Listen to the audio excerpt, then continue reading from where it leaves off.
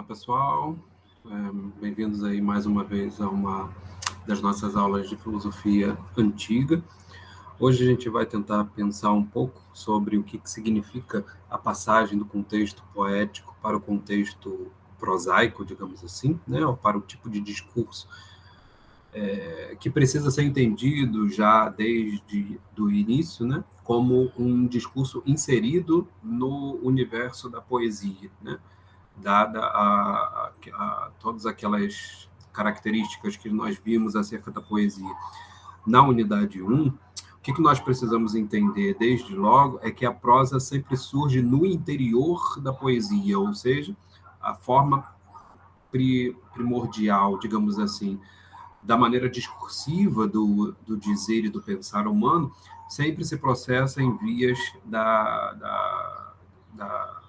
formulação mítico-poética, digamos assim, tá legal? Então, a maneira prosaica de dizer esse tipo de discurso que vai ser chamado de prosa e que é muito próximo da linguagem cotidiana, diária, né? Portanto, daquela utilização do discurso por fatores ou por condicionantes mais vulgares, digamos assim, porque mais populares, porque mais cotidianas, né, que dizem respeito ao fazer diário e não necessariamente a uma estruturação da realidade e da experiência humana nessa realidade, como seria o caso da poesia. Então, a prosa ela tem uma utilização muito mais utilitária, digamos assim, no dia a dia da comunidade, de tal maneira que ela se mostra, ela vai se apresentar inserida no interior de uma cultura que decorre exatamente do impulso, da potência, da formulação especulativa que dialoga com a poesia. Bem, é sempre no interior, portanto, dessa discursividade poética que a discursividade prosaica surge, tá? Então, a gente vai perceber que alguns autores, alguns indicativos vão nos sugerir uma formulação por oposição, no caso, a prosa, por oposição à poesia. Só que a gente vai tentar entender em que medida, na verdade, essa oposição jamais se coloca de tal forma a projetar a prosa como sendo superior à poesia. Por quê? Porque a poesia sempre vai estar abrangendo, por assim dizer, aquilo que se desenvolve em termos de prosa. Tá? E aí, portanto, essa oposição entre prosa e poesia não significa que as duas estarão colocadas no mesmo patamar, mas que elas vão estar, de alguma maneira, suscitando problemáticas diferenciadas. E que, por causa dessas problemáticas diferenciadas, começa a ter uma ênfase maior em termos de discurso prosaico, enquanto dotado de uma autoridade daquilo que, de fato, a poesia já vinha trazendo, que era o discurso acerca da verdade, do que é, de fato, a origem de todas as coisas, do que é a origem do ser humano, a origem da realidade, e, portanto, o modo como o ser humano precisa se portar em relação a essa realidade. É exatamente em vista desta nova problemática que o discurso poético se apresenta em vias de oferecer uma nova autoridade para esse tipo de elaboração acerca da verdade. Legal? Então, não se trata exatamente de vermos os dois tipos de discurso como opostos, e sim como, de certa maneira, um inserido no outro, no caso, a poesia mais abrangente, sendo mais abrangente do que a prosa. A gente vai ver que vários elementos da prosa são referidos, né, como herdados da maneira discursiva da poesia, tanto de Homero quanto de Hesíodo, e é exatamente por estar inserido na poesia enquanto origem cultural é que a prosa vai alimentando uma problemática diferente, apresentaram um outro tipo de consideração acerca da autoridade do discurso e da verdade. Tá legal? Então, vamos ver. Deixa eu apresentar aqui para vocês.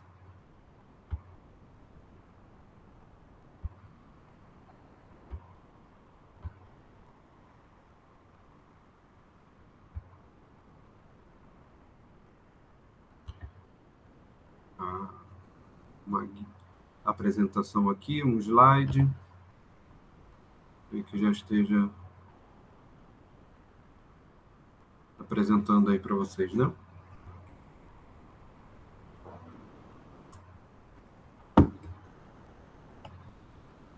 Então, vejam, o que nós vamos observar nessa unidade 2?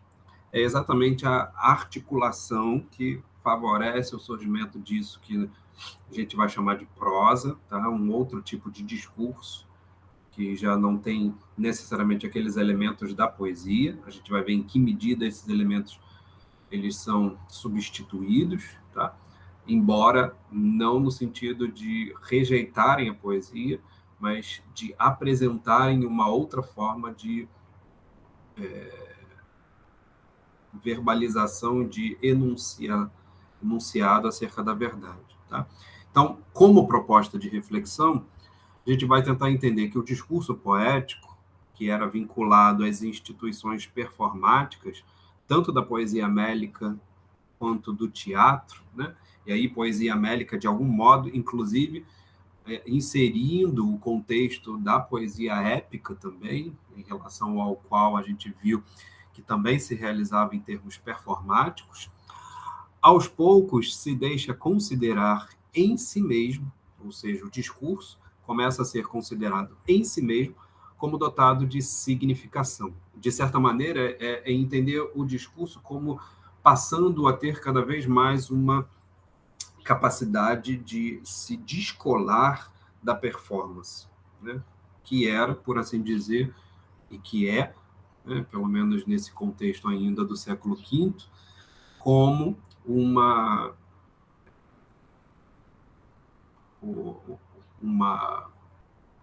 maneira de o discurso representar, né, ou ser representado. A performance, ela, na verdade, encarna o discurso naquilo que ele pretende anunciar. Portanto, a maneira como a gente vai perceber que, aos poucos, esse discurso começa a ganhar importância em si mesmo, a gente começa a perceber que ele passa a ser considerado enquanto dotado de uma significação que estaria, de certa maneira, desvinculada dessa representatividade performática, né?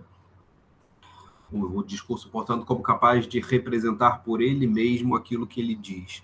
Desse modo, passa a ser observado em sua evocação simbólica, né, no caso das palavras, e em seu tecido relacional, no caso das sentenças. Então, ganha cada vez mais importância para a gente poder entender o que o discurso está querendo dizer, portanto, o que ele está significando, aquilo que é evocado por meio das palavras e por meio da relação entre palavras, como a gente entende as sentenças. O que tornou isso possível foi tanto a qualidade literária dos poemas de Homero e Hesíodo, quanto os declives da racionalidade que lhes houve.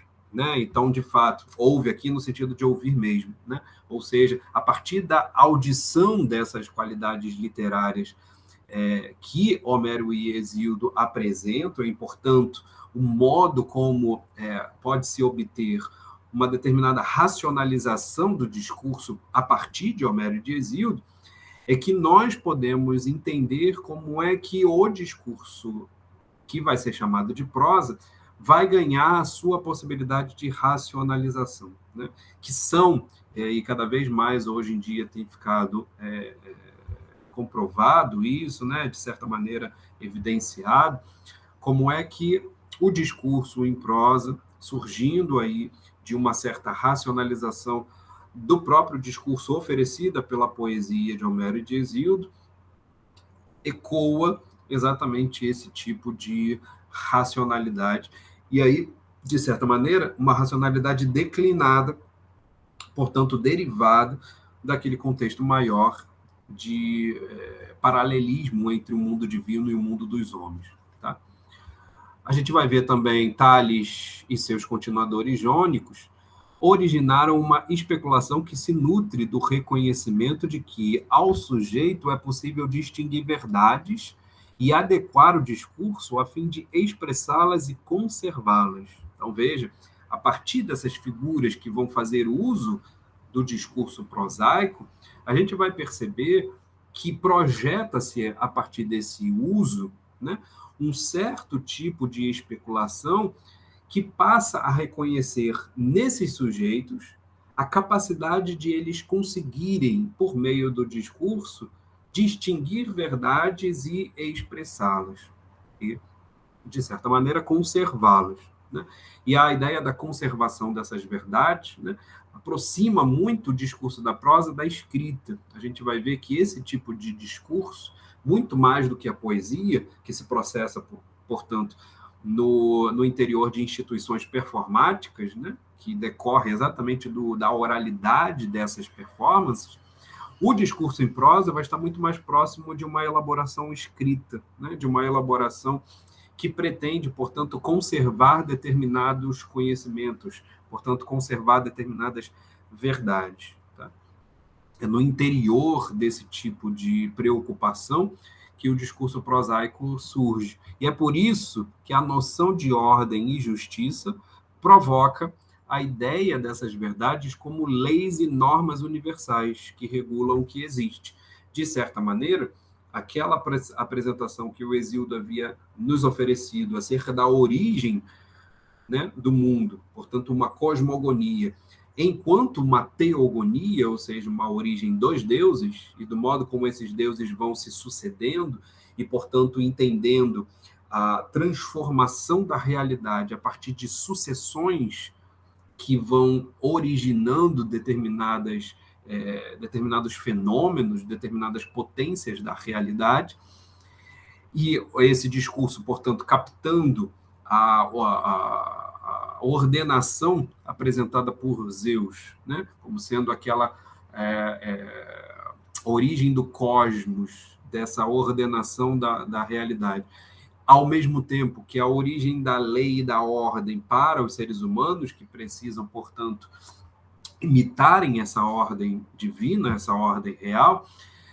Isso a gente percebe se espelhar na prosa por meio de um interesse em descrever, em, portanto, apresentar o tipo de ordem e de justiça favorecida exatamente por esse discurso que vai encontrar na realidade essas leis e essas ordens.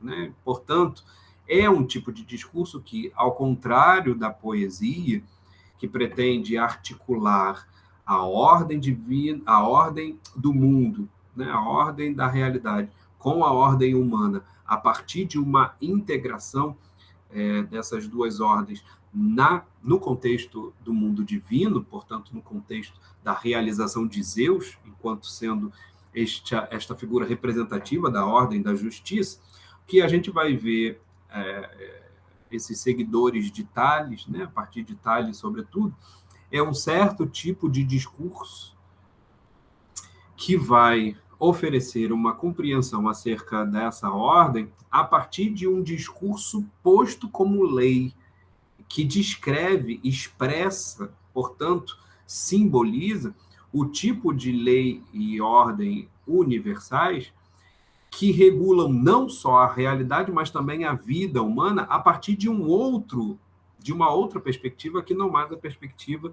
de uma teogonia, de não mais uma perspectiva de uma genealogia dos deuses. Tá? E aí, claro, a gente vai ter que observar que tipo de outra perspectiva é essa. Né? Esse novo registro discursivo, que substitui o canto pela prosa, né? Portanto, a poesia pela prosa, a narração pela explicação. Então, vejam que são dois procedimentos diferenciados. Enquanto a poesia se propõe a narrar, a prosa vai se propor a explicar, e, de certa forma, né, também opondo e substituindo a oralidade pela escrita, né, dada essa atividade muito próxima entre o exercício da prosa e da escrita, inscreve-se esse novo registro, portanto, inscreve-se junto à origem de um novo objeto de investigação, a physis.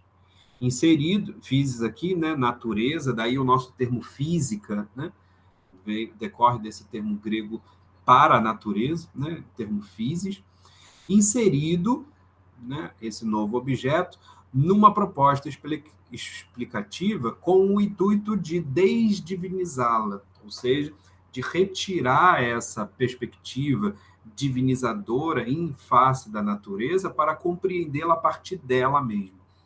Se trata, portanto, de elaborar uma cosmologia não mais como uma teogonia, e sim como uma arqueologia. E é exatamente este o problema dessa proposta explicativa, ou seja, como elaborar uma cosmogonia que não seja uma teogonia, e sim uma arqueologia. Arqué vai ser um termo fundamental para a gente entender esse tipo de pensadores, né, que surgem a partir do Tales, porque arqué quer dizer princípio, né, e a palavra princípio em português é muito interessante para a gente traduzir arqué, porque arqué em grego traz a ideia não só daquilo que inicia, portanto, princípio de alguma coisa, portanto, começo de alguma coisa, e aí falar de origem, né, é falar de arqué, porque estamos falando daquilo que começou alguma coisa. Da mesma maneira que arqué, e portanto princípio, pode significar governo, né? Daí, por exemplo, a gente pensar em monarquia, né? Monarquia, a palavra monarquia vem do grego monos, e arquia, governo, né? Portanto, monarquia é o governo de um só. Veja que arqué tem também essa característica de nos inserir num contexto político, num contexto de organização de governo, de tal modo que também a palavra princípio em português lida com essa questão quando a gente, por exemplo, traduz o príncipe e o principado, né, como um certo tipo de governo, percebe? Então, príncipe e princípio são palavras aí que nos ajudam a entender melhor o que o grego está dizendo com arqué, de tal modo que a gente pode melhor entender esse princípio, né, como eu gosto de explicar, a partir da ideia da sequência dos números naturais. Se você entende a sequência dos números naturais definidas pela arqué do 1, né, dado que para o grego, né, se a gente coloca isso no âmbito grego, para o grego dessa época ainda não havia sido descoberto o zero, então a sequência dos números naturais começa pelo número 1, então 1, 2, 3, 4, 5 e assim sucessivamente. Você tem no número 1 a arqué desses números, e a arqué desses números ela é definida das duas maneiras, tanto porque o número 1 começa a sequência, portanto a ideia aí de princípio como início, como começo, mas também a arqué no sentido de governo, porque a sequência dos números vai sendo governada pela soma do número 1. Então, você vai tendo a sequência dos números oferecida pela soma sempre do número anterior mais 1. Né? Então, essa formulação n mais 1, que vai dar a possibilidade de você sequenciar os números naturais, define o número 1, portanto, como arqué. Define o número 1 como princípio, entendido aí nessas duas acepções. Tá legal? Tanto a acepção de começar a sequência, como também a concepção de governar a sequência, no sentido de que toda a sequência vai obedecendo esta mesma ordem, esta mesma lógica. Percebe? É exatamente na lógica, no âmbito da lógica, no âmbito da sequência, que a gente vai compreender a arqué. Então, trata-se agora, por meio da prosa, de oferecer uma elaboração acerca da cosmogonia, ou seja, da origem do cosmos, da origem do mundo, que não se confunda com uma teogonia, e sim agora estabeleça um certo tipo de discurso que vai ser uma arqueologia, mostrando aquilo que está no princípio, na origem desse cosmos, na origem dessa realidade, e que, ao mesmo tempo, governa essa realidade até hoje. E é exatamente essa noção de arqué que preside, por assim dizer, esse tipo de investigação e esse, portanto, novo registro discursivo.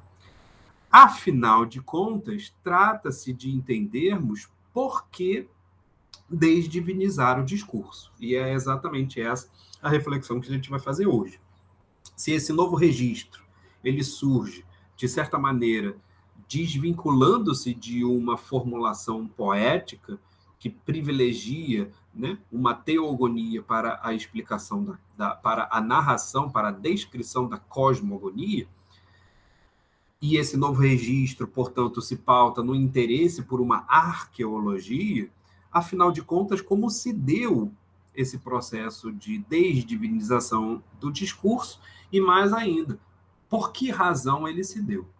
Tá legal? Essa é a proposta da aula de hoje, para a gente podermos entender aquilo que está na origem dos assim chamados pré-socráticos. Né? Vocês vão ouvir muito falar ainda dos filósofos pré-socráticos, que seriam esses filósofos, né, pré-socráticos, ou seja, anteriores a Sócrates. Daí, mais uma vez, né, a gente compreendendo que é com Sócrates que inicia alguma coisa diferente, né? E é isso que a gente está chamando de filosofia propriamente dita.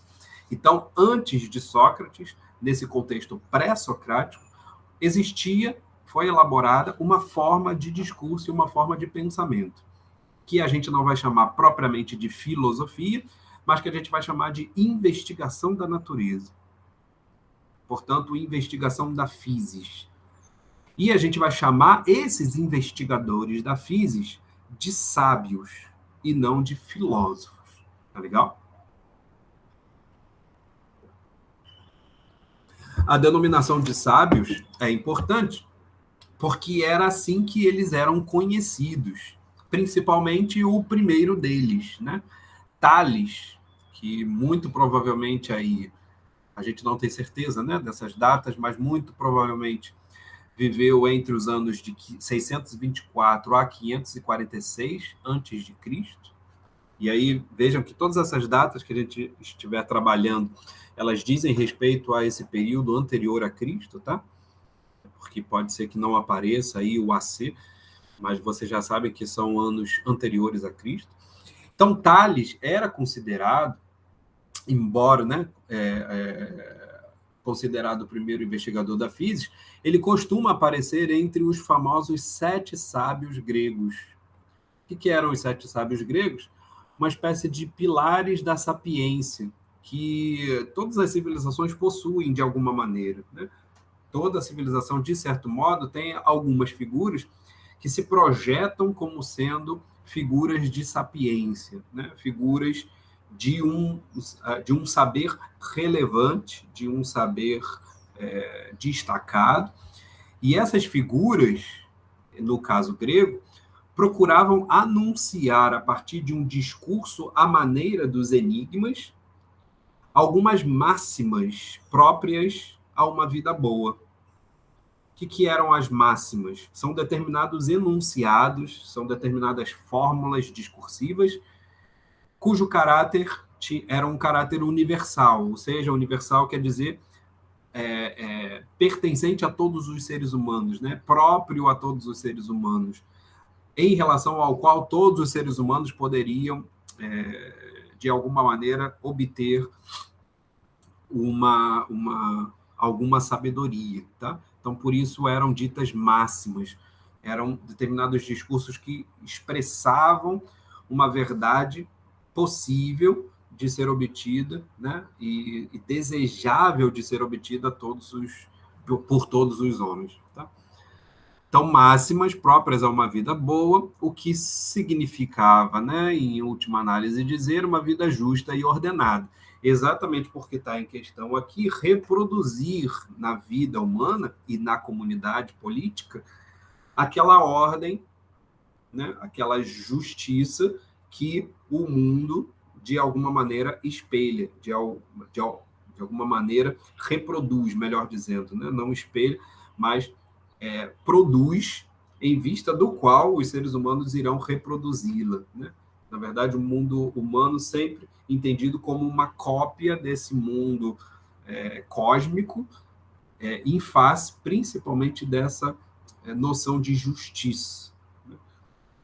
Não por acaso foram ativos legisladores de cidades, como os casos famosos de Tales e Solon, né? Entre os 7 sábios, há uma certa divergência de quem poderia fazer parte desses 7 sábios, mas a gente tem certeza de que Tales e Solon foram, de fato, considerados um desses 7, exatamente porque eles aparecem sempre nessas listagens, né, que são feitas. E o Solon é talvez uma das outras figuras, a gente vai acabar não tendo a possibilidade de falar um pouco mais sobre o Solon, mas seria fundamental de a gente poder entendê-lo um pouquinho melhor, porque ele é um dos que, nesse âmbito de certa forma, uma transformação da preocupação discursiva poética para uma preocupação prosaica, ainda se vale da própria poesia para expressar esse tipo de preocupação nova, né?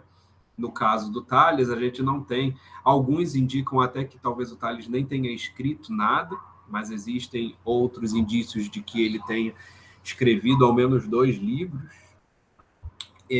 Mas o que está em jogo no Tales, no caso do Tales, é uma preocupação em utilizar do discurso, e aí não mais discursos poéticos, mas num certo tipo de prosa que expresse exatamente aquilo que ele estava observando na sua investigação da natureza. Mas antes disso, de nós chegarmos a falar do Tales, eu quero ver com vocês um pouquinho melhor como é que a gente pode entender essa passagem do discurso poético para o discurso prosaico. E uma das formas de nós entendermos essa passagem, né, que vai estar lá muito bem trabalhada pelo Giorgio Colli, né, nesse livro A Sabedoria Grega, mas também é trabalhada num livrinho menor chamado O Nascimento da Filosofia, em que ele vai mostrar de que maneira esse discurso prosaico parece devedor daquilo que no interior da religião grega era chamada de enigma, né? O enigma constitui o tipo de discurso ligado à adivinhação apolínea, cujo templo orientava os princípios da moderação e do autoconhecimento, né? Disse que no templo de Apolo estavam escritas as 2 sentenças mais importantes, digamos assim, para essa corrente, essa instituição da sapiência, né, enquanto prosa, que é o princípio da moderação, que dizia nada em excesso, ou seja, faça tudo desde que você não o faça em excesso, e também o princípio do autoconhecimento, que dizia conhece-te a ti mesmo, né, que vai ficar conhecida também como a frase emblemática da filosofia socrática. Portanto, nada em excesso e conhece-te a ti mesmo, ao que parece, seriam 2 princípios que regeriam, né, a sabedoria apolínea herdada pela realização da adivinhação que está no interior do enigma. Mas como é que se processava essa adivinhação no interior de um discurso considerado como enigmático? O desafio da interpretação expõe seu ouvinte ao exercício de investigar o que se diz, porque seu destino está em jogo, como Édipo diante da esfinge. Quando você tem o oráculo, né, apresentando, né, o discurso enigmático, ele é basicamente o discurso oracular. O discurso, portanto, apresentado por um oráculo. E a gente já viu em que medida esse oráculo precisava de um complemento, dado por uma figura chamada profetés, que tinha a capacidade de oferecer um outro tipo de discurso que tornava compreensível aquele discurso oracular. Não que o discurso oracular fosse dito em uma linguagem não humana, ou seja, uma linguagem não grega também. Não se tratava exatamente disso, mas tratava-se de considerar o que aquelas palavras reunidas naquele enunciado estavam querendo dizer. E é exatamente por conta desse caráter enigmático do oráculo, por quê? Porque, dada a primeira vista, não era facilmente compreensível o que aquelas palavras estavam querendo dizer, é que se exigia e que se esperava, portanto, o exercício da interpretação, o exercício da investigação acerca do que aquelas palavras e do que aquele enunciado estava dizendo. Percebe? Então, no contexto do oráculo, no contexto dessa palavra enigmática, surge uma determinada preocupação de interpretar, dada a importância que o discurso, como a gente havia dito, né? O discurso começa a ter em si mesmo.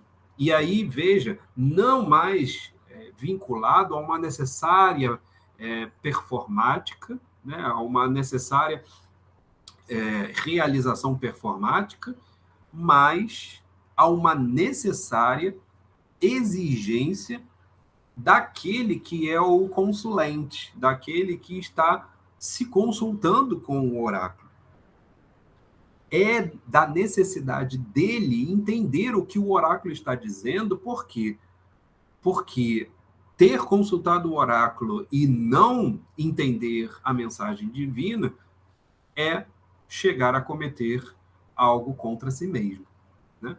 Por exemplo, no caso dos mitos contados sobre Édipo. Né? A gente falou um pouquinho sobre a tragédia do Édipo, mas o Édipo entra como rei em Tebas após ter vencido a Esfinge.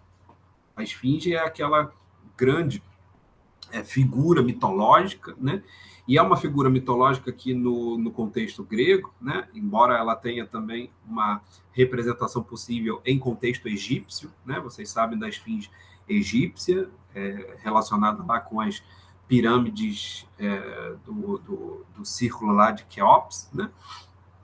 Mas a ideia da esfinge grega é que ela oferecia os seus enigmas aos homens e, dado a incapacidade desses homens de não decifrarem o que ela estava dizendo, ela o devorava. Né? Ficou isso muito conhecido também numa música popular brasileira, né? Do Gilberto Gil, depois reproduzido também pelo Jorge Versilo, né? Decifra-me ou te devora, né? Essa ideia do decifrar e do modo como a esfinge, no seu discurso, trazia uma mensagem enigmática, oracular, que exigia exatamente uma capacidade interpretativa. No âmbito desse contexto enigmático, aquele que se torna capaz de interpretar a mensagem divina, e aí no âmbito religioso, né, seria aquele que teria a atividade, seria aquele que exerceria a atividade do profetés, ele vai ser, aos poucos, relacionado como sábio. Né? Ter, portanto, a capacidade de interpretar uma mensagem divina é basicamente aquilo que pode ser entendido como o sábio, né? Ou o modelo do sábio. Tá? É isso que a gente vai ver aqui no finalzinho. Não se deve recusar aqui o traço humano dessa exigência, né? Naturalmente. São alguns seres humanos que vão lá até o oráculo para se consultarem, né? Para saberem sobre alguma coisa em relação à qual eles precisam ter alguma resposta divina. E, dada a incapacidade deles de interpretar essa mensagem divina, eles podem colocar a perder determinadas situações na sua própria vida. Né? E por isso é importante que eles consigam realizar bem a interpretação. E que situa a decifração como qualidade excepcional, uma autoridade assentada na capacidade racional de interpretação. Esse jogo entre a mensagem oracular divina e o discurso humano empenhado em interpretá-lo modela a figura do sábio. Portanto, o sábio vai ser exatamente esse, dotado de uma certa forma, de uma capacidade interpretativa, uma capacidade irracional, né, sobretudo, que torna possível uma decifração de uma mensagem divina. Tá? E aí, dada a possibilidade disso passar do âmbito religioso para o âmbito cotidiano, é um pulo, né? Principalmente aí considerando o âmbito político. E aí, quando a gente falar de âmbito político, a gente está falando do âmbito da vida em comunidade, tá? Porque polis tem a ver exatamente com essa noção do coletivo, da vida em comunidade e do modo como essa vida em comunidade está organizada. E a vida política, portanto, diz respeito às exigências e às necessidades daquilo que está no âmbito da vida em comunidade, portanto, da vida política. Tá?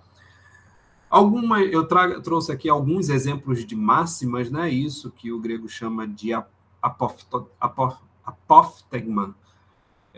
em relação a alguns 7 sábios. Tá? O Quilon é uma das figuras mais interessantes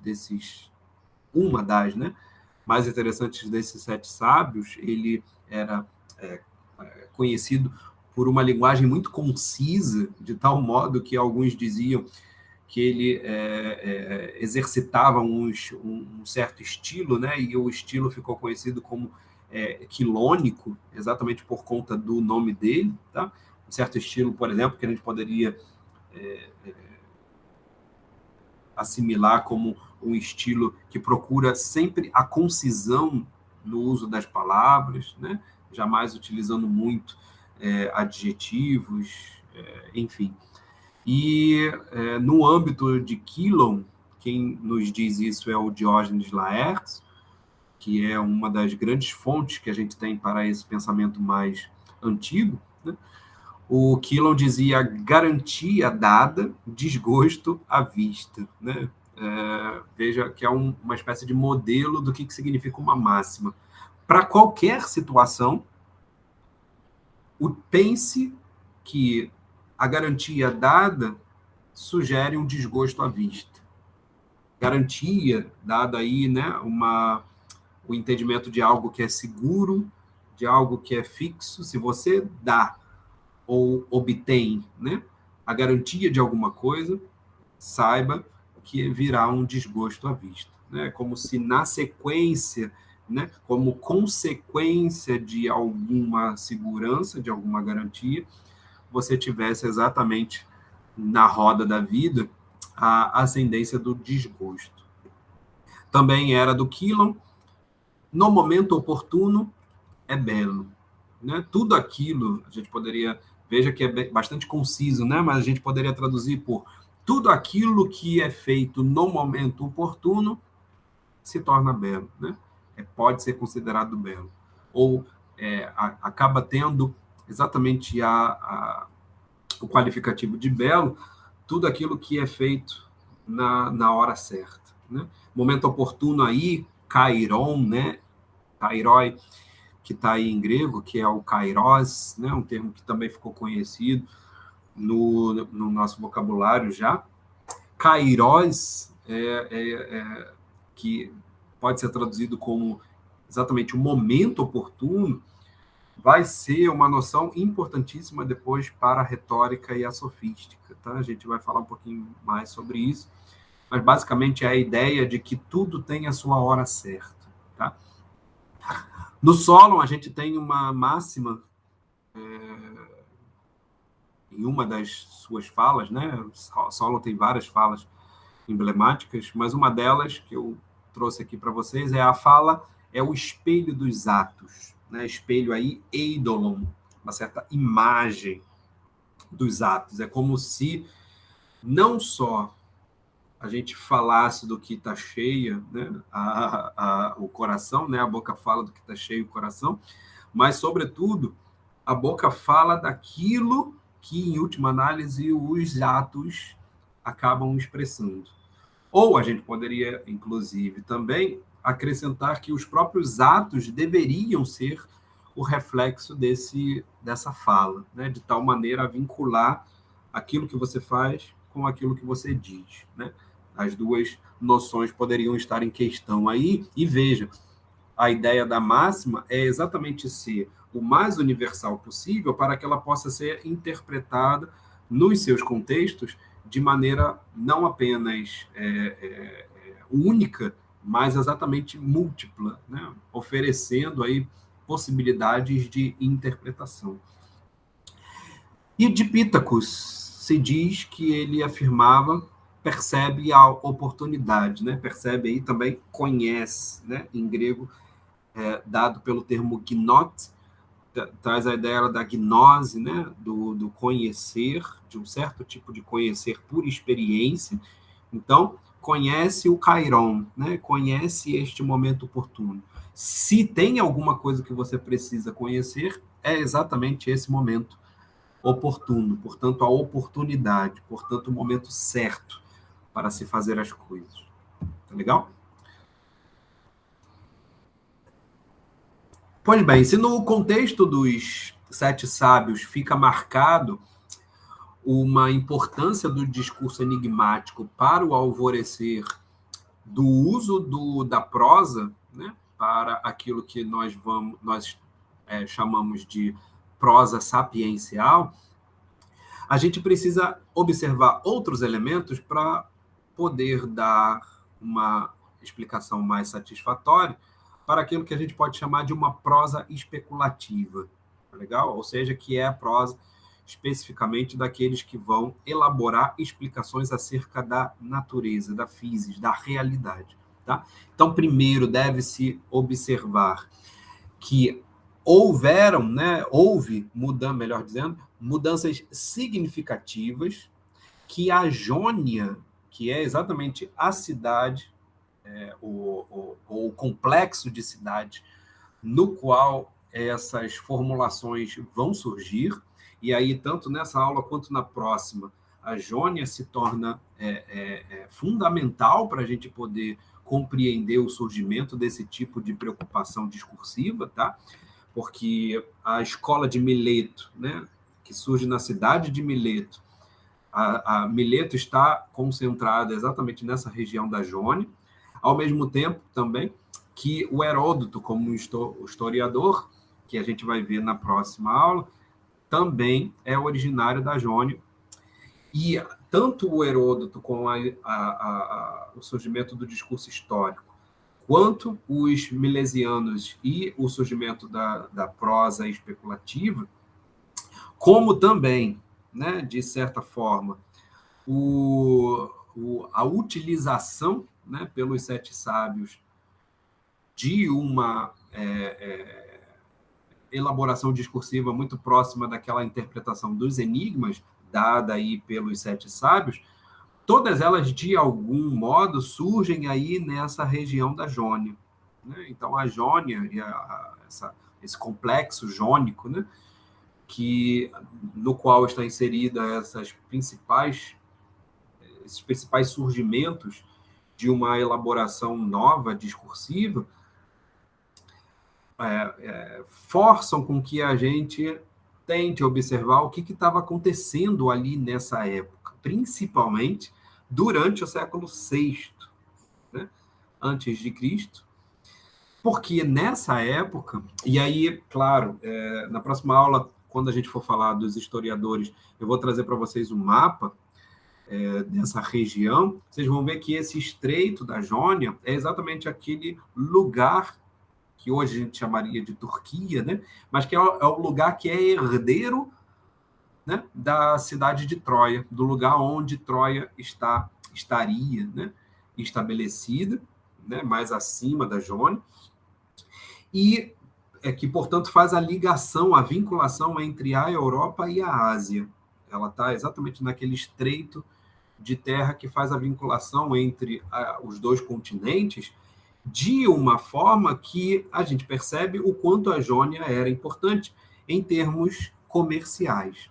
E é por isso que, de certa maneira, o século VI, que é o século de um grande desenvolvimento em termos de comércio, vai tornando cada vez mais essas cidades desenvolvidas em termos cosmopolitas, ou seja, vão sendo cada vez mais cidades metropolitanas, né? Cidades que vão, por onde passam uma quantidade muito grande de povos e de culturas diferenciadas. E essa diferenciação entre povos e culturas em uma cidade cosmopolita, em uma metrópole, ela é decisiva para mudanças culturais que acontecem nesses lugares. Tá? Então, de certa maneira, a gente pode entender aí um fenômeno de relativização, a gente vai falar mais sobre isso no contexto dos sofistas, tá? Uma certa relativização dos paradigmas, uma certa novidade em termos de novas formas de ver o mundo, novas formas de explicar a realidade. Tudo isso vai minando, de certa maneira, aquela cosmovisão única oferecida por um determinado tipo de poesia. E não por acaso, lembrem sempre que o Homero também vem dessa região jônica. Tá? Então, veja que, de fato, o avanço intelectual, digamos assim, né, oferecido por essa região da Jônia, ela é importantíssima para a gente entender o contexto da vida dos gregos, da vida helênica, de um modo geral, tá? Porque boa parte das grandes realizações vieram dessa região. Tá? Então, é sempre ter em vista que essa é uma região bastante cosmopolita, bastante determinada por um avanço significativo de condições materiais, de riqueza, de poder, portanto, de disponibilidade de tempo e de investimento, né, para pesquisas, para especulações, portanto, para o desenvolvimento de novas formas de compreensão da realidade. Então, tudo isso é bastante importante da gente ter em mente quando a gente for entender essas contribuições que a Jônia oferece para o mundo heleno. Tá? Então, essas mudanças significativas, né, que ocorrem durante o século VI, induziu um convívio, né, induzem a um convívio com sabedorias estrangeiras e uma liberdade de espírito, que as cidades gregas se valeram desde as invasões dóricas em 1100 a.C., até a invasão dos persas em 546 e a destruição completa de Mileto em 494.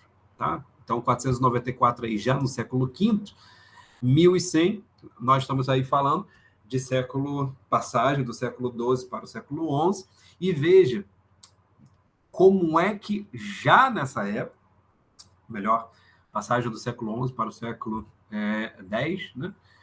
Veja como é que esse lapso de tempo, digamos assim, né, de pouco mais de 500 anos, foi decisiva para esse tipo de convívio com sabedorias estrangeiras, dada ao espírito cosmopolita desse estreito, dessa cidade, e, ao mesmo tempo, de uma liberdade de espírito, né? Uma liberdade, inclusive, para não só organizar a vida política, mas também para organizar o conhecimento. Por quê?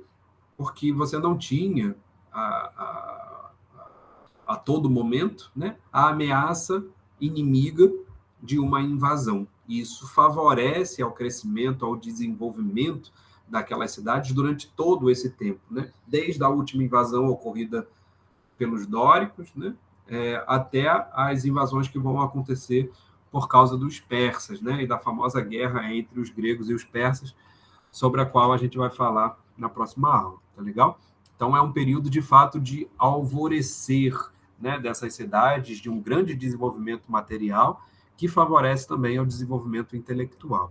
O crescimento da polis, como organização política oposta às estruturas aristocráticas, também torna obsoleta as formulações poéticas, exigindo uma nova forma de elaborar a verdade. E aí, esse é o nosso ponto principal, para a gente poder entender em que medida a polis, enquanto uma organização política, ela favorece ao surgimento da prosa.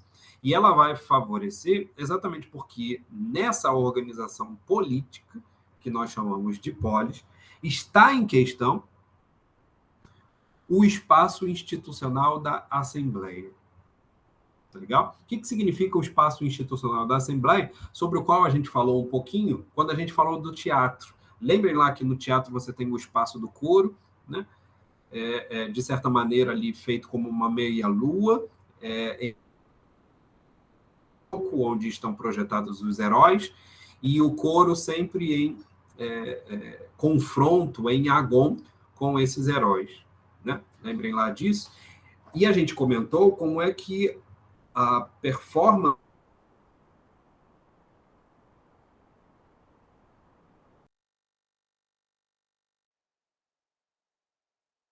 a dinâmica política da polis, ou seja, a dinâmica da organização da polis em termos das suas assembleias. E como é que a gente deve entender a assembleia? A assembleia, ao que tudo indica, ela decorre de uma forma como os guerreiros, em contextos de guerra, se organizavam para deliberar. Tá?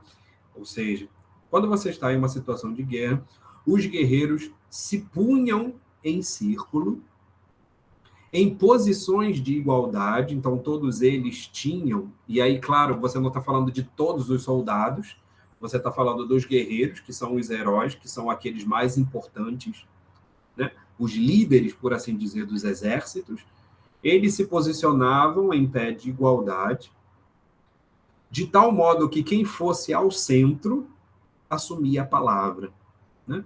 E era muito comum que ao centro estivesse um cetro, né? Que é uma grande haste que era segurada no momento em que alguém estava com a palavra. Então, veja, essa configuração de estar todos os guerreiros em pé de igualdade, dispostos em círculo para que, quando alguém no centro tomasse a palavra, ele fosse ouvido por todos. Isso é um tipo de configuração que vai situar para a gente não apenas o contexto no qual surge a ideia da Assembleia. A Assembleia vai ser chamada, né, ou melhor, vai ser instituída naqueles espaços que o grego chama de ágora, né? Vocês já ouviram, devem ter ouvido falar na ágora, que é o espaço público. Essa ideia do espaço público é exatamente a ideia em que exatamente o espaço em que os cidadãos se reuniam para juntos deliberarem acerca de decisões da cidade. Da mesma maneira que os guerreiros, nesse espaço, juntos, deliberavam acerca da decisão a ser tomada em guerra. Tá legal? Perceberam? De algum modo, a origem dessa instituição da Assembleia, enquanto parte da organização política da polis, deriva desse contexto dos guerreiros, das assembleias entre os guerreiros. E nesses contextos de assembleia entre os guerreiros, o que você vê é exatamente a importância daquele que toma o centro. Aquele que toma o centro para poder falar, ele vai ter que trazer um determinado tipo de discurso que é prévio a uma determinada ação. Então, os guerreiros precisam tomar uma determinada ação, precisam escolher, precisam fazer algo, e eles deliberam juntos para pensar qual é a melhor decisão a ser tomada.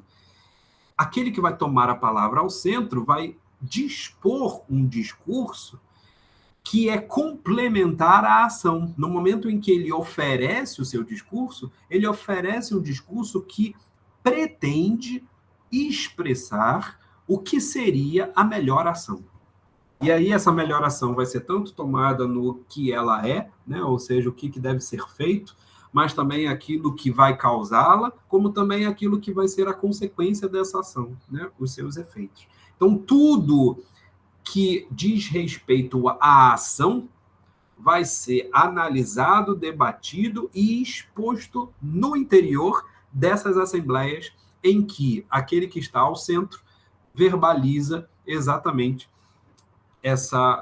e oferece esse tipo de complemento à ação a partir de uma deliberação acerca da melhor ação. Então, o que está em jogo aí, no contexto das assembleias, principalmente no contexto dos guerreiros, é você pensar em uma melhor decisão. E veja, isso está inserido em uma preocupação humana.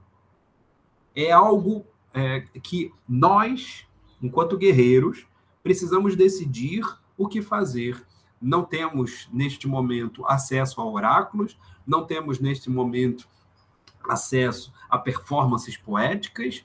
Neste momento, os deuses não podem intervir por nós. Cabe ao nosso coletivo, em conjunto, pensar em uma melhor ação, em uma melhor estratégia. Tá legal? E é exatamente este contexto de uma necessidade humana que a gente percebe surgir esse tipo de discurso, que é um discurso de uma prosa, que eu vou chamar de uma prosa especulativa, e que o Marcel Détienne, num livro dele sobre a verdade, o modo como a verdade vai se modificando de um discurso poético para um discurso filosófico, ele vai chamar de discurso diálogo. Né? Isso que eu estou chamando de discurso especulativo, ele chama de discurso diálogo exatamente por conta desse diálogo entre aquele que está no centro e as preocupações do coletivo ao redor. Né? Então ele diz, discurso diálogo de caráter igualitário, dado que todos os guerreiros possuem a mesma possibilidade de se colocarem ao centro e, portanto, de falarem aquilo que acham. O verbo dos guerreiros é também de tipo laicizado, né? E aí vem essa ideia do que é o laico. O laico é aquilo que decorre de uma certa reflexão do que nos cabe enquanto humanos a partir de uma preocupação humana, né? Dotado, portanto, de elementos humanos para serem resolvidos. A gente não está contando com a interferência divina nesse momento, mas a gente está tentando elaborar um determinado tipo de ação ou um conjunto de ações estratégicas que vão favorecer uma determinada finalidade. Portanto, sendo uma preocupação humana trabalhada em termos humanos, ela nos sugere exatamente um tipo de preocupação que vai ser decisiva para a gente entender a preocupação da prosa especulativa, que nada mais é do que um discurso explicativo acerca da physis a partir da preocupação com a própria physis. Tá legal? Então, vamos ver como que o Détienne termina essa descrição, que me parece muito interessante para a gente poder apreender melhor essa ideia da prosa. Né? Ele diz, estando laicizado, né, está inserido no tempo dos homens. Não é um discurso mágico religioso que coincida com a ação que ele institui no mundo de forças e de potências. Veja que o discurso mágico religioso, esse que é o discurso poético por excelência, é um discurso que faz coincidir na sua verbalização com a ação que ele projeta, em vista de um mundo de forças e de potências. Ou seja, é um discurso criador ele mesmo. Ele realiza a ação no momento em que ele verbaliza. Percebe? Não está, portanto, no âmbito de um discurso mágico religioso, isso que está sendo verbalizado pelos guerreiros. Por quê? Porque esse discurso é um discurso prévio. Ele não realiza uma ação. Mas, diz o Détienne, é um discurso que precede a ação humana. E, portanto, é um seu complemento indispensável. Antes de cada compromisso, os aqueus se reúnem para deliberar. Quando preparam uma etapa de sua expedição, os argonautas nunca deixam de aconselhar-se uns com os outros. Esse tipo de discurso já é de início, ou melhor, esse tipo de discurso já de início é parte do tempo dos homens em virtude de seu próprio objeto. Diz respeito diretamente à questão do grupo, as que interessam a cada um em sua relação com o outro. É nas assembleias militares que, portanto, né, pela primeira vez, a participação do grupo social fundamenta o valor de um discurso. E, em última análise, fundamenta aquilo que vai ser tomado como a sua verdade. Tá legal? Então, essa me parece ser uma citação bastante sintética que nos refere àqueles elementos que eu gostaria de destacar como centrais para a gente entender o que significa essa prosa especulativa. E mais do que isso, nesse contexto de assembleia, aos poucos, a gente vai perceber uma mudança muito importante que vai acontecer principalmente em decorrência do tipo de instituição espartana das falanges de hoplitas. Né? O que são as falanges? São aquelas unidades, né? Que a gente vê, por exemplo, no filme 300, de soldados que organizam-se em bloco em vista exatamente de formarem entre eles, né, um todo. E é esse todo, essa falange, ou essa legião, né, como vai ser também entendido posteriormente, no período romano, são essas falanges que fazem um todo de guerreiros, né, unificados.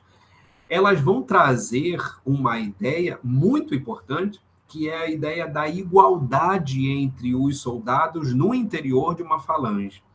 E essa igualdade entre os soldados, ela quebra aquela soberania do líder dos guerreiros frente aos seus guerreiros. Aqui, quando a gente fala da instituição da Assembleia, e a gente vê essa Assembleia acontecendo, por exemplo, em Homero, tanto na Ilíada quanto na Odisseia, a gente já se referiu, né, a essa Assembleia acontecendo quando os guerreiros deliberam entre eles, mas aí a gente vê, né, quais são os guerreiros que estão deliberando.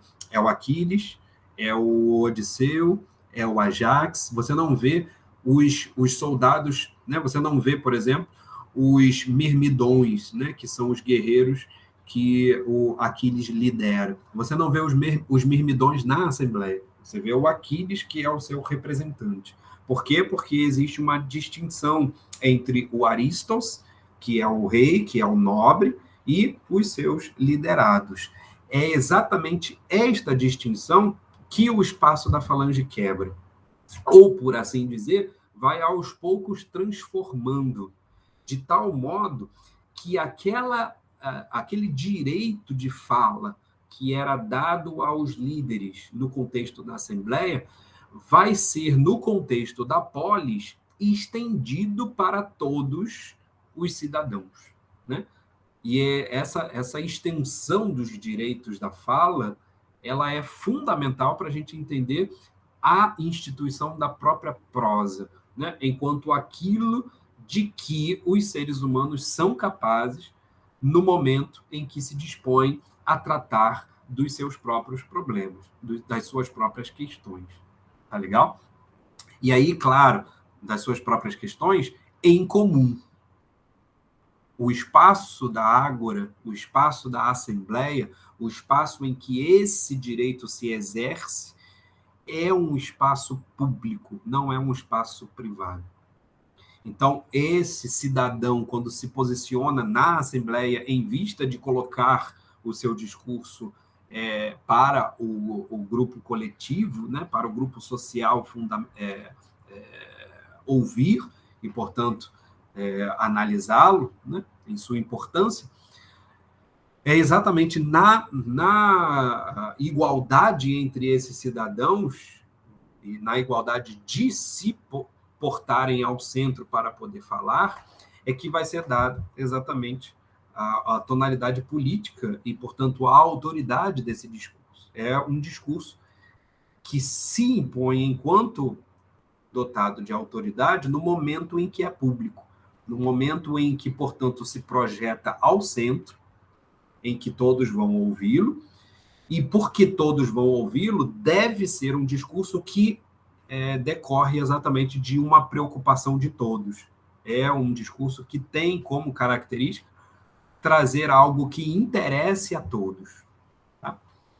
Nesse sentido, a figura do herói, destacada do restante de seus companheiros de guerra, abre espaço a uma consideração de conjunto de todos os guerreiros, a partir da instituição da falange de Dioclitas, né? Estendendo a igualdade de fala não só ao Aristos, mas ao demos. E aí começa a haver, portanto, a ideia do demos, a ideia do povo, a ideia dos cidadãos, né, do polites, como aqueles dotados do poder de fala, daqueles que possuem igualmente a capacidade de ir na ágora, de se portar na Assembleia, de tomar o centro da Assembleia e falar. De certa maneira, sempre vai ver por isso, por esse motivo, né? Porque a Assembleia sempre é algo que decorre de uma preocupação coletiva, de uma preocupação comum, sempre vai ser um problema aqueles que tomam o centro da fala para tratarem de assuntos pessoais, para tratarem de assuntos privados, né? Isso vai ser muito ridicularizado, por exemplo, nas comédias, né? Nas comédias a gente vai ter algumas cenas engraçadas em que, portanto, né, de denúncia, no momento em que alguém toma a fala numa assembleia para tratar de assuntos privados. Tá? Isso vai ser muito caracterizado depois pela figura do demagogo. Né? O que é o demagogo? Né? Demos agós, né? Agogós, né? Aquele que conduz, né? Agogia é o conduzir, e o demos é exatamente esse povo que está ouvindo. Então, o demagogos, na sua demagogia, ele é um condutor do povo, mas é um condutor do povo em contextos de assembleias por interesses pessoais. Né? Então, a gente já vai falar um pouquinho mais sobre eles depois, quando a gente for falar dos sofistas e da retórica, mas já percebam que é uma preocupação com relação ao espaço público, né? Decorrente exatamente desse espaço em que nasce a prosa especulativa. Então, veja, nós já temos dois elementos aí para podermos entender em que medida a prosa dos ditos investigadores da física, investigadores da natureza, surge.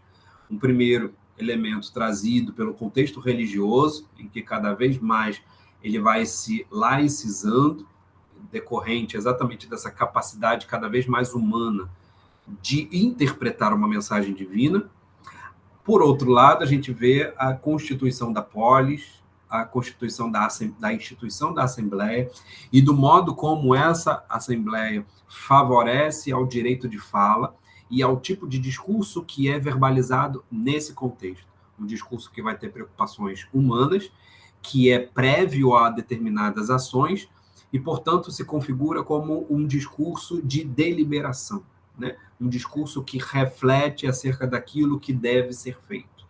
Dados esses dois contextos, a prosa especulativa vai ser entendida principalmente como uma linguagem da razão, né? Por quê? Porque é, ao mesmo tempo, uma linguagem que capaz, a partir do uso da razão, de interpretar, mas também um discurso capaz de refletir, de deliberar acerca daquilo que é o melhor a ser feito. Então, a razão, em grego logos, começa a entrar aí como um fator fundamental para nós entendermos a prosa. E é por isso que vocês vão ler em vários manuais, que existe uma passagem do mito para o logos, ou seja, do pensamento poético para o pensamento racional, né? Do mitos, da narração, para o logos, para o raciocínio. Tudo isso, na verdade, está tentando denunciar exatamente isso que eu estou trazendo para vocês, né? São formulações que, de certa maneira, tentam dar conta disso que eu estou expressando, que seria a passagem do pensamento poético ou da hegemonia das preocupações e da performance do pensamento poético para uma realização majoritária, para uma realização hegemônica, para uma realização que vai se espraiar em vários âmbitos da vida política, que é o do âmbito da prosa. Tá? Então vejam, por exemplo, aí a citação que eu tirei da Maria Helena da Rocha Pereira. Se procurarmos compreender como surge a prosa, logo nos ocorre a noção de que ela é a linguagem da razão e ainda uma espécie de moeda corrente da comunicação entre os homens, como o sugere um paralelo com o que se passou nos oráculos, como vimos, que, ao uso do verso, acabaram por substituir o da prosa, quando os consulentes e as perguntas passaram a ser de menor monta. Então, veja que existe uma mudança no cenário religioso, e essa mudança que ela identifica, né, na substituição cada vez mais progressiva do verso para a prosa, diz respeito exatamente àquilo que a gente vai entendendo como sendo um discurso que se torna moeda corrente para a comunicação entre os homens. Dada o enigmático da linguagem oracular, né, do oráculo, a gente vai optando cada vez mais por um discurso que nos torne cada vez mais imediata, por assim dizer, a comunicação entre os homens, né? E aí a gente vai abrindo mão de um certo tipo de linguagem enigmática, de um certo tipo de linguagem metafórica, como vai ser depois chamada, de uma linguagem excessivamente carregada de significados, para uma linguagem que vai ser dita literal, ou a gente poderia dizer uma linguagem laicizada, ou uma linguagem desdivinizada. Tá legal?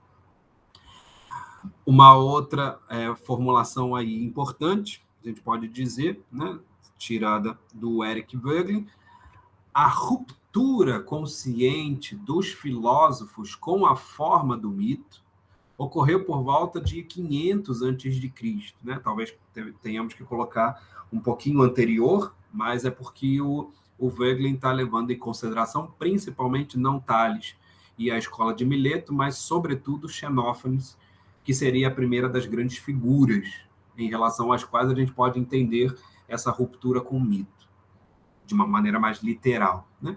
O resultado cumulativo dos passos individuais rumo a uma experiência diferenciada da psique durante os 2 séculos após Hesíodo, né? Hesíodo aí do século VII, né? E a gente até chegar ao século V, foi permitir a emergência da alma autoconsciente como a fonte experimental da ordem, competindo com o mito e também com a cultura aristocrática da polis arcaica. Então veja aí que, de algum modo, o Voegelin nos resume aquilo que nós já vínhamos indicado como essa substituição progressiva da prosa, da poesia pela prosa. E essa substituição progressiva, o Voegelin coloca no âmbito de uma cada vez mais experiência consciente, interior, individual, portanto, autoconsciente, né, do indivíduo consigo mesmo, acerca da fonte da ordem. Ou seja, cada vez mais a gente vai perceber isso, principalmente quando a gente for ver o Heráclito, cada vez mais esse discurso da prosa vai compreendendo a realidade ao redor a partir de uma autoconsciência do que significa a experiência da ordem. Então já não significa mais dizer que essa ordem ela é simbolizada por uma divindade, como no caso Zeus. Já não significa a mesma coisa dizer que a ordem decorre do reinado de Zeus, estabelecido a partir de uma genealogia teológica, né, teogônica, que nos mostra como é que como é que Zeus obteve o seu reinado e como é que ele o estabiliza, né? Trata-se agora de a gente compreender como é que essa ordem que vai se observando na física, que a gente vai observando no cosmos, essa ordem ela é parte de uma experiência autoconsciente do indivíduo, daquele sujeito ao qual eu me referia lá no início, como sendo cada vez mais aquele que vai ser dotado da autoridade discursiva de dizer a verdade. E ele vai dizer a verdade com autoridade exatamente por estar dotado de uma experiência da ordem que é autoconsciente. E o seu discurso, no fim das contas, precisa expressar, precisa conservar essa experiência íntima e pessoal, portanto, autoconsciente, da experiência da ordem, né? Que já não se trata, portanto, mais de algo externo, de algo divino, de algo invisível no intuito de uma organização da realidade, e sim de algo invisível, mas interior ao indivíduo. E é por causa disso que vai ganhando cada vez mais importância também a noção de psique, a noção de alma, tá? Como a gente vai ver principalmente no Heráclito. Com isso, eu resumo aí, a investigação da Physis recorre pelo processo de desdivinização da realidade, a partir das questões urgentes da vida humana na polis, a uma elaboração discursiva que dê conta da justiça e da ordem segundo a necessidade. Catalan quer. É exatamente segundo a necessidade que vai ser o modo de formulação daquilo que os poetas alocavam no âmbito divino. O que eu quero dizer? A maneira como um fenômeno passa de um para o outro, né? Portanto, por exemplo, Gaia, que é a Terra, dá origem a Urano, que é o céu. A origem de Urano por meio de Gaia é a origem de um Deus por outro. Percebe?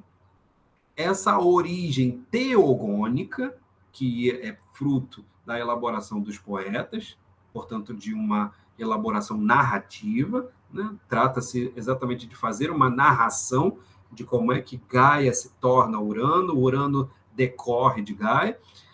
O que a gente vai ver no âmbito da prosa especulativa é a transformação, né? Ou a origem de um fenômeno, por exemplo, a Terra, o céu da Terra, como seria esse descrito pelo Hesíodo, mas não mais em termos divinos, e sim como regidos pela necessidade. Regidos por aquilo que decorre de um para o outro necessariamente. Essa é a ideia, né, que geralmente hoje a gente tem ainda, né? A gente usa muito essa ideia de isso decorre necessariamente. Foi necessário acontecer isso para que se pudesse ver aquilo. Essa ideia de necessidade, que é uma ideia forte, a gente vai ver como ela é forte para instaurar essa questão da lógica, tanto da realidade quanto do discurso, principalmente em Parmênides. Mas, desde logo, o que a gente vai perceber é que essa prosa especulativa, ela é uma linguagem da razão, como diz a Maria Helena da Rocha Pereira, por estar assentada numa elaboração discursiva que dá conta de descrever ou de estabelecer o processo da Ananke, o processo da necessidade. Isso significa que um fenômeno ele não acontece depois do outro por acaso. Um fenômeno acontece depois do outro por necessidade. Percebe? É isso que configura, no fim das contas, aquilo que nós entendemos como pensamento físico. A análise que esses investigadores da física vão fazer é como é que um fenômeno decorre do outro necessariamente. Tá legal? Tal conceito orienta a razão especulativa dos milésios e daqueles por eles influenciados, de modo a se tornar a estrutura argumentativa privilegiada para a explicação das origens do cosmos, né? Então, para explicar a realidade, a origem da realidade, aquilo que eu chamei de uma arqueologia, né? Uma cosmologia, portanto, um estudo do cosmos, de como é que o cosmos surgiu, uma cosmogonia. Trata-se de uma cosmogonia que é não uma teogonia, mas uma arqueologia, indicando, naquele princípio, uma certa lógica necessária, né? É um governo do princípio que é exercido em termos de uma necessidade. Tá? Então, na passagem, né, naquela cadeia que eu havia dado como exemplo, né, O 1, ele é não só o início dos números naturais, mas ele é o que organiza a cadeia dos números naturais. De modo que na passagem do 2 para o 3, ela não se dê por acaso, mas ela se dá necessariamente. Por quê? Porque está aí em questão o número 1 somado. Então, a soma do número 1 em relação ao 2 é o que origina o fenômeno do número 3. Percebe? Então, é próprio desse tipo de discurso perceber uma certa lógica necessária, né, entre os fenômenos e, de certa maneira, explicá-los como sendo uma arqueologia. E é exatamente esse tipo de discurso que a gente está chamando de prosa especulativa. Vai ficar mais claro quando a gente for ler agora um tipo de prosa especulativa do que nos sobrou, né? A gente tem aí, com relação aos milesianos, milesianos ou milésios, né? Tanto faz a gente chamá-los assim, a gente está dizendo, querendo dizer aí, principalmente, as figuras principais que surgiram em Mileto, essa cidade da Jônia, em que se desenvolveu aquilo que o Aristóteles, principalmente o Aristóteles, vai chamar de filosofia da natureza, ou de física, tá? Que é isso que nós estamos traduzindo por investigação da natureza. Eles seriam, no fim das contas, os primeiros investigadores da natureza. E teriam formulado, de certa maneira, ou teriam propiciado, de certa maneira, algo como uma escola. Mas escola aí a gente sempre vai colocar entre aspas, tá? Porque depois a gente vai falar sobre isso, em termos do que significa uma escola, e, claro, dado esse contexto, entre os milésios a gente não pode ter claramente a ideia de uma escola, tá? Mas o que está sendo considerado aí em termos de escola, na verdade, trata-se de alguns que estiveram dispostos a estudar junto com Tales, a fim de elaborarem explicações para fenômenos físicos, a partir de experiências que diríamos materiais. Então, veja, por que alguns se dispuseram a se aproximar do Tales para estudar explicações acerca dos fenômenos físicos? Muito provavelmente porque esses fenômenos físicos eram analisados e estudados pelo Tales. Então, é esse o indício que nós temos que diferencia o Tales dos demais 7 sábios, ditos 7 sábios. Percebe? Os 7 sábios continuam na sua posição de sapiência, enquanto formuladores de máximas que orientam os homens naquilo que seria a melhor maneira possível de viverem, tanto individualmente quanto coletivamente. No caso do Tales, o Tales tem um a mais, tem um acréscimo. Ele também estava interessado em estudar os fenômenos físicos. E prova disso era que ele não só era um grande conhecedor de matemática, né, principalmente de geometria, que era a forma matemática, né, a parte da matemática mais desenvolvida nessa época. Também legislador, como a gente já havia falado com relação a ele e o Solon, e que alcançou o apogeu da sua capacidade em 585, quando ele previu um eclipse. Então, a predição de um eclipse por parte do Tales projeta o Tales como uma figura importante no cenário cultural da época, né, principalmente da cidade de Mileto, como alguém detentor de um certo tipo de saber acerca dos fenômenos físicos, né? A gente não sabe ao certo, né, e há algumas questões para saber se essa predição ela foi consciente ou foi casual, né, do Tales, mas, ao que tudo indica, a fama do Tales se projeta exatamente a partir desse interesse que o Tales tem por estudar os fenômenos físicos. E esse interesse dele coaduna-se muito bem, né, de algum modo, né, que a gente não saberia elaborar mais propriamente, mais adequadamente, porque a gente não tem muitas fontes para isso, né? Pouca coisa se estabeleceu com relação ao Tales, né, sobraram em relação ao Tales para nós, a gente só tem indícios de terceiros, e fica difícil a gente poder elaborar algo melhor, né, acerca dessa figura tão importante. Mas o que a gente percebe é que esse privilégio que o Tales dava para a investigação acerca dos fenômenos físicos decorre, inclusive, de um certo exercício da geometria e da matemática, né? Ele foi, de fato, um dos seus grandes representantes, de tal modo que a gente tem alguns teoremas até que recebem o nome de Tales, né?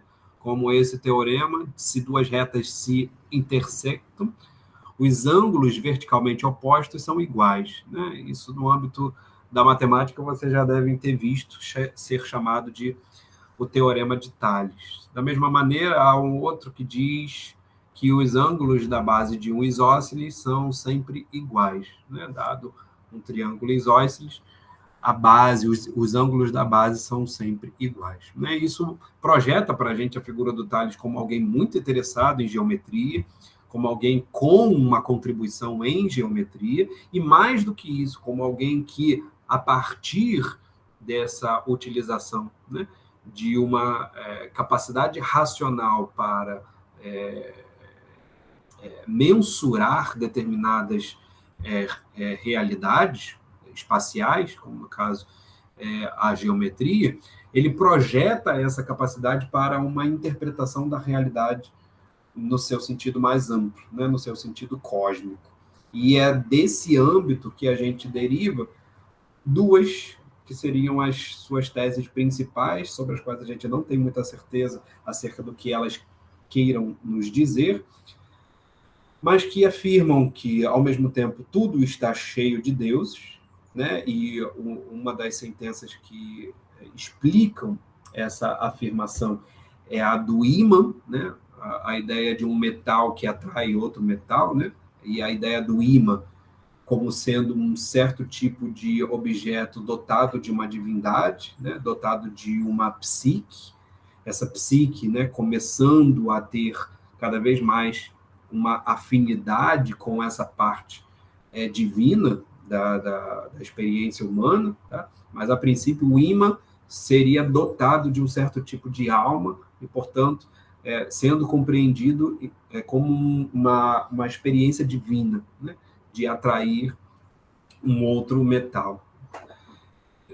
E uma outra afirmativa do Tales é de que a água, entendida aí ao mesmo tempo como referência ao ideal religioso do oceano, né? A ideia do oceano era muito comum na religião, principalmente na religião grega também, né? Nos seus primórdios. A ideia do oceano como sendo a entidade que circunda, por assim dizer, o cosmos, tá? Mas também a gente pode entender a água como uma referência ao úmido, né? Aquilo que está no princípio da vida. Por quê? Porque, ao que parece, quando Tales diz que a água é o princípio material de todas as coisas, ele estava pensando como é que nos contextos úmidos a vida surge, né? E é possível de surgir a mudança, né?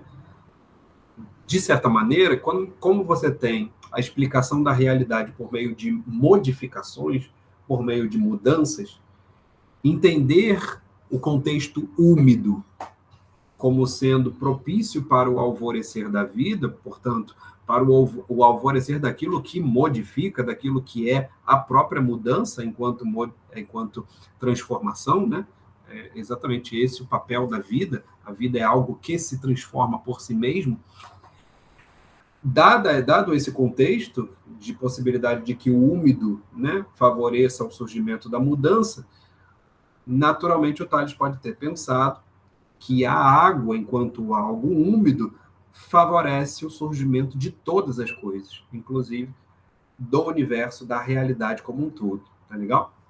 Então, são especulações, na verdade, a gente não tem muito certeza do que o Tales poderia estar querendo indicar com essas sentenças, mas da forma como eu as interpreto, eu sugiro que a gente entenda, né, o tudo estar cheio de deuses como uma possibilidade de nós compreendermos que o Tales está relacionando a realidade como parte de uma vivência também divina, e não só material, como poderia sugerir, por exemplo, uma leitura mais materialista desses primeiros pensadores, né?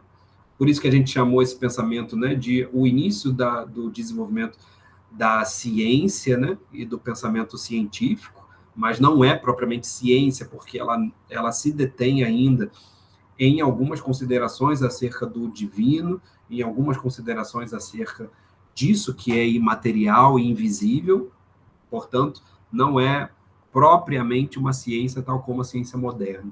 Mas, em todo caso, é já uma postura científica em relação à realidade. Tá?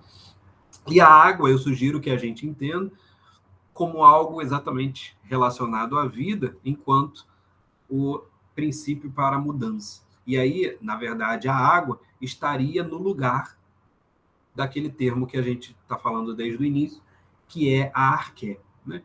A água como arqué é exatamente o entendimento que o Tales estaria nos oferecendo de que o princípio de todas as coisas é a mudança.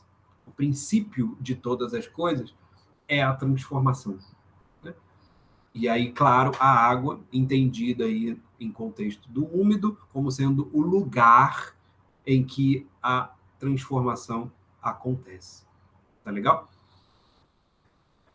Vamos ver o Anaximandro, que é, para nós, a única figura dessas três, né, que nos restou algo mais substancial para a gente poder, pelo menos, vislumbrar um pouco o que ele poderia estar querendo indicar. O Anaximandro é esse discípulo que se junta ao Tales para poder estudar os fenômenos físicos a partir dessa experiência material.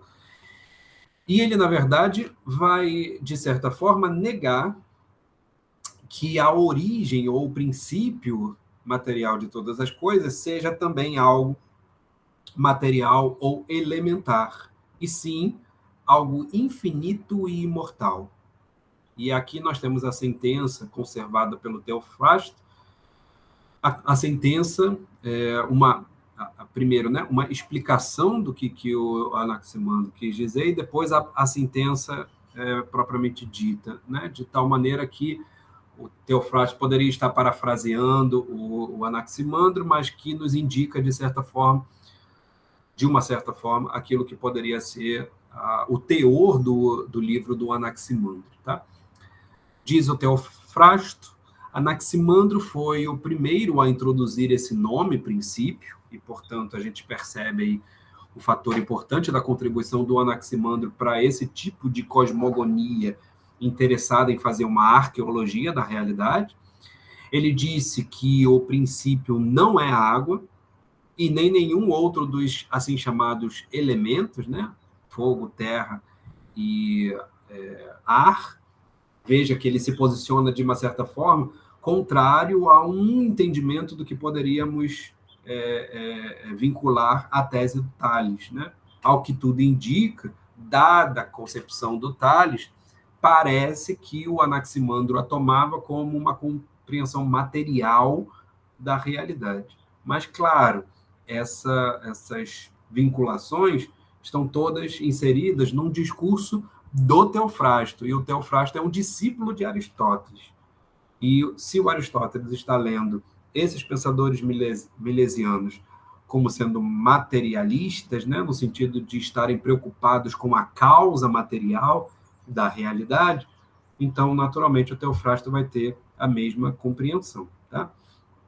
Então, a gente não tem necessariamente certeza se, de fato, essa foi uma compreensão própria do Anaximandro ou se o Teofrasto está interpretando a sentença do Anaximandro, dada essa oposição dele em relação ao Tales.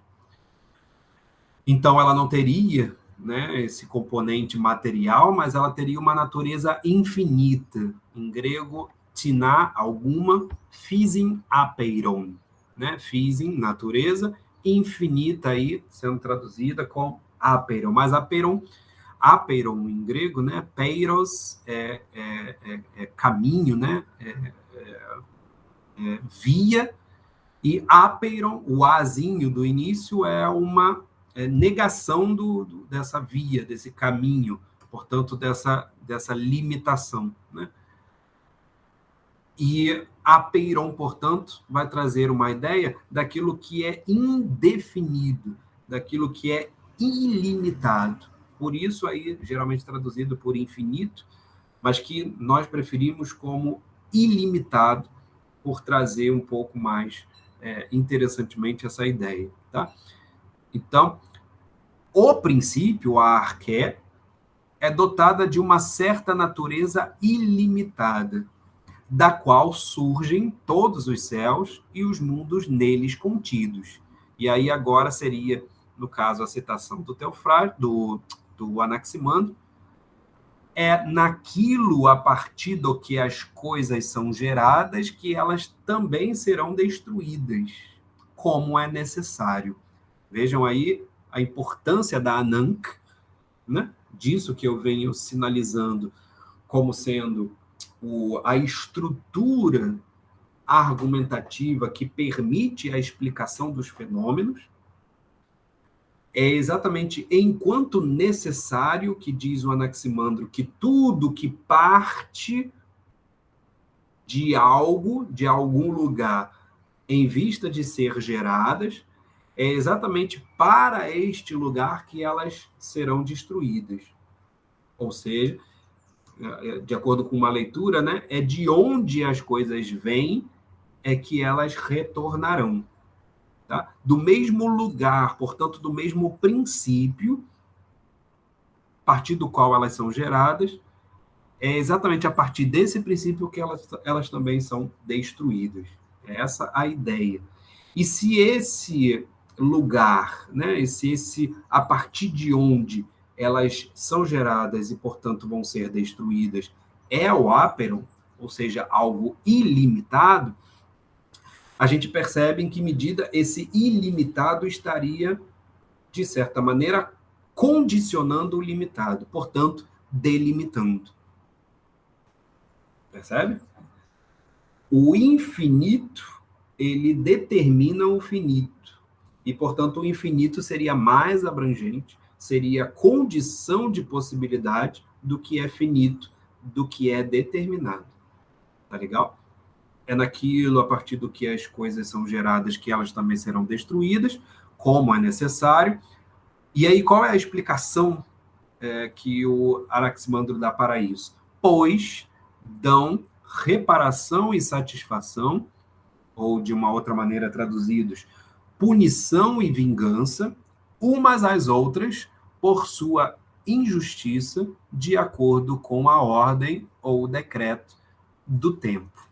Como ele diz, e aí comenta ao finalzinho o Teofrasto, como ele diz em termos um tanto poéticos. Esse finalzinho nos é interessante para a gente perceber em que medida a prosa pode adotar alguma conotação poética, e aí, claro, já no âmbito da tradição aristotélica, né? Esse poético, não naquele sentido que a gente estava vendo de Homero e de Hesíodo, né? No sentido de um discurso mágico que realiza a si mesmo no momento em que é verbalizado pela performance, mas poético aqui no sentido metafórico, no sentido de utilizar metáforas. Por quê? Porque o Anaximandro aqui utiliza a metáfora da justiça para descrever como é que as coisas vêm a ser, como é que as coisas são processadas. Então, veja, a realidade se estrutura a partir de uma origem, que é o ilimitado. Essa origem dá vazão ao ser de todas as coisas delimitadas, de todas as coisas limitadas, de todas as coisas desse mundo que nós consideramos como materiais. E ele oferece essa delimitação por necessidade.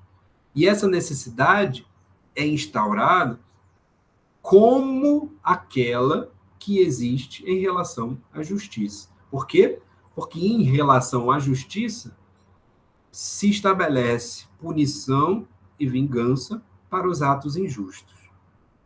E aí, veja, qual é o entendimento aqui do Anaximandro? É que os objetos e a realidade derivada, que é delimitada, que vai ser material e que vem dessa origem imaterial, dessa origem ilimitada, ela surge como uma injustiça. Por quê? Porque ela surge no tempo.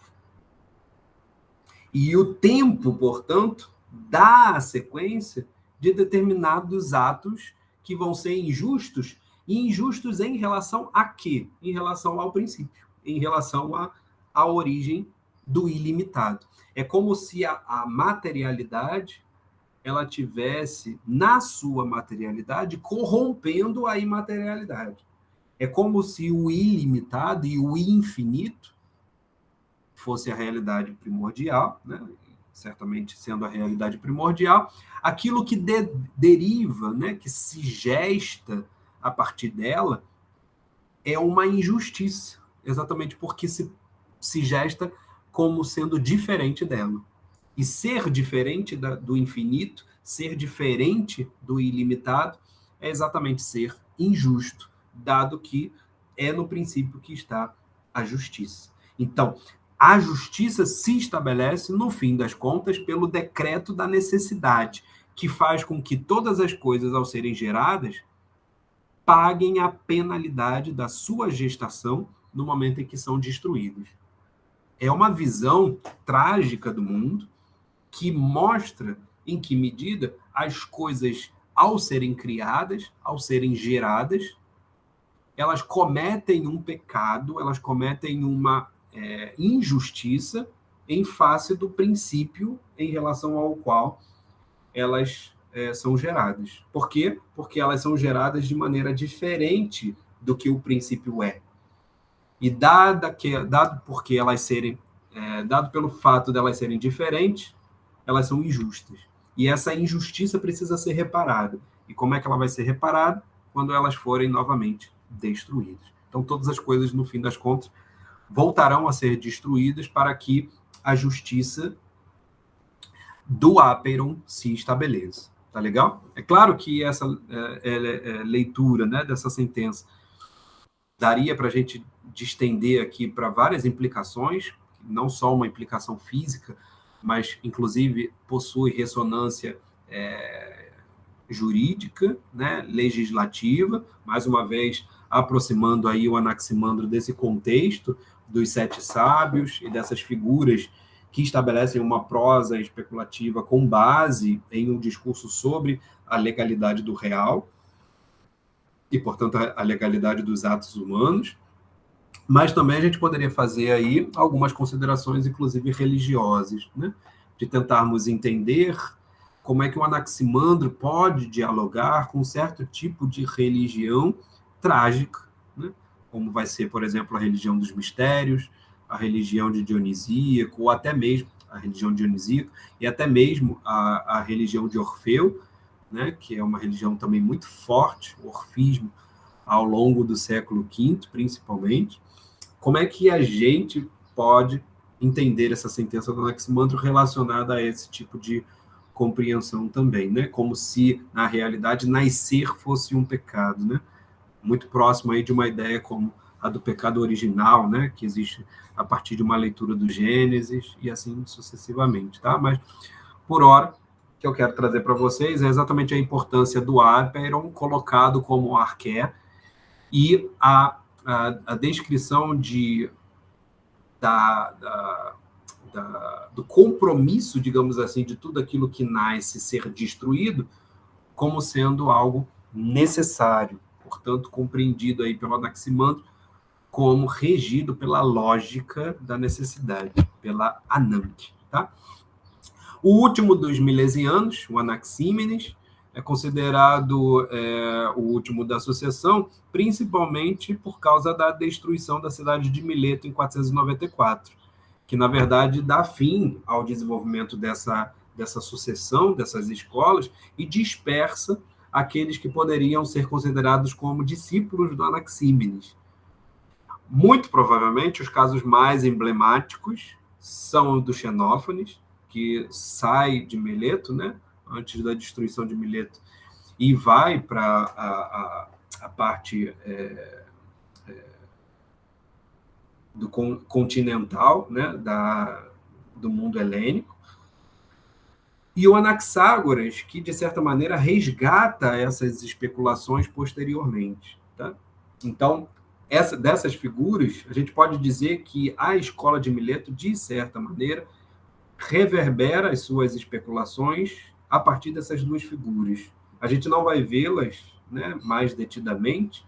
O Anaxágoras vai ser muito importante para o desenvolvimento da sofística e depois para o pensamento do Sócrates, e o Xenófanes vai ser muito importante para uma crítica da poesia que vai ficar marcada por uma certa compreensão antropomórfica da poesia, tá?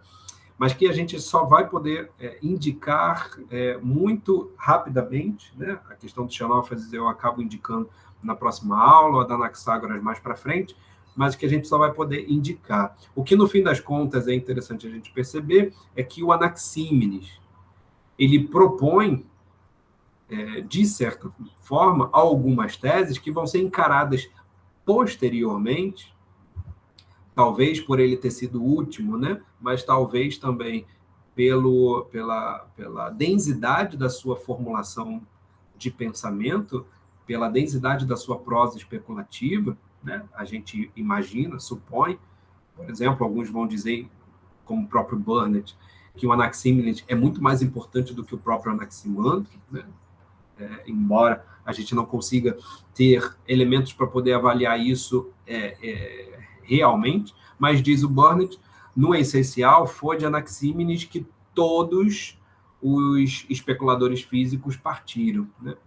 Tomando aí principalmente essas duas figuras como centrais para essa sucessão. Tá?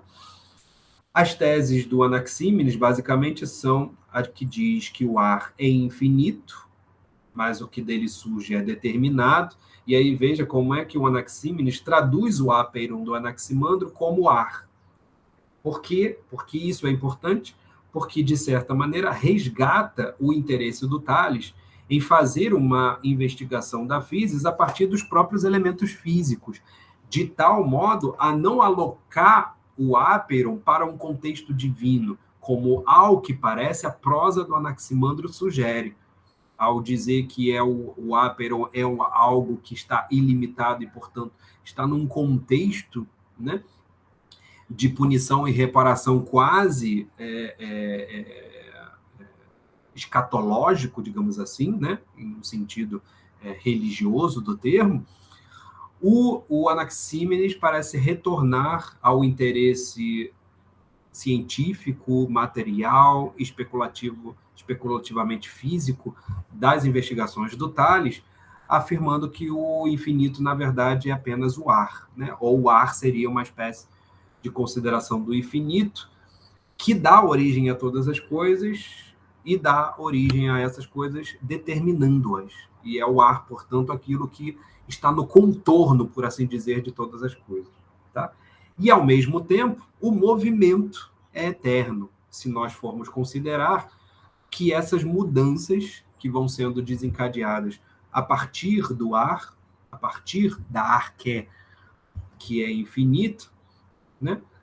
O que dota o próprio movimento como também sendo infinito. No fim das contas, todas as coisas estão derivando-se do ar, que é infinito, e ao derivarem-se do ar, elas se determinam, e essa derivação ela é infinita, ela é eterna. Né? Infinito seria aí a condição, melhor, eterno seria aí a condição infinita do tempo. Tá? Bem, são essas os principais indicativos acerca dessas três figuras principais do contexto da prosa especulativa dos milesianos, tá? Teríamos muito mais coisas aí para poder trabalharmos em relação a eles, mas, de fato, a gente tem aí uma dificuldade, não só de tempo, né, também de material. Eu quis dar pelo menos uma ênfase principal em relação ao modo discursivo que surge a partir dessas figuras, e me parece que compreender esse modo discursivo, as determinantes da polis, as determinantes do contexto enigmático, religioso, né? E o modo como essas figuras dos sete sábios vão ganhando projeção a partir de um interesse do Tales em uma investigação física, elas nos inserem naquilo que vai ser o mais importante para o desenvolvimento da filosofia, que é exatamente o discurso em prosa, e o discurso em prosa entendido no interior de um contexto de assembleia em que os interesses humanos são os mais urgentes, são os mais necessários, e que se atém a elaborar, a partir dessas preocupações, uma explicação que está baseada na necessidade, está baseada, portanto, na Ananke, está baseada, portanto, numa vinculação lógica entre os fenômenos, e essa lógica da vinculação é dada exatamente por aquilo que é necessário. Nada acontece por acaso, aquilo que eu indico como sendo posterior a algo, ele é posterior porque ele se deu necessariamente, tá legal? Então, essas noções são importantíssimas para a gente compreender o desenvolvimento tanto das pesquisas físicas posteriores, daquilo que a gente vai entender também como ciência, mas principalmente para a gente entender a origem da filosofia, tá legal? A gente volta na próxima aula falando sobre a história e a prosa dos historiadores e em que medida esse discurso dos historiadores indicam para a gente também alguns elementos importantes para essa diferenciação com a poesia e, ao mesmo tempo, para a gente poder entender melhor o que significa essa revolução, digamos assim, né? Poderíamos talvez dizer isso, essa revolução da proposta do Tales enquanto um investigador da física, tá legal? Isso deve ficar melhor depois, quando a gente for ver a questão dos historiadores. Então, qualquer dúvida que vocês tenham, pode mandar para a gente. Até lá, até a próxima aula, então. Um abraço a todos.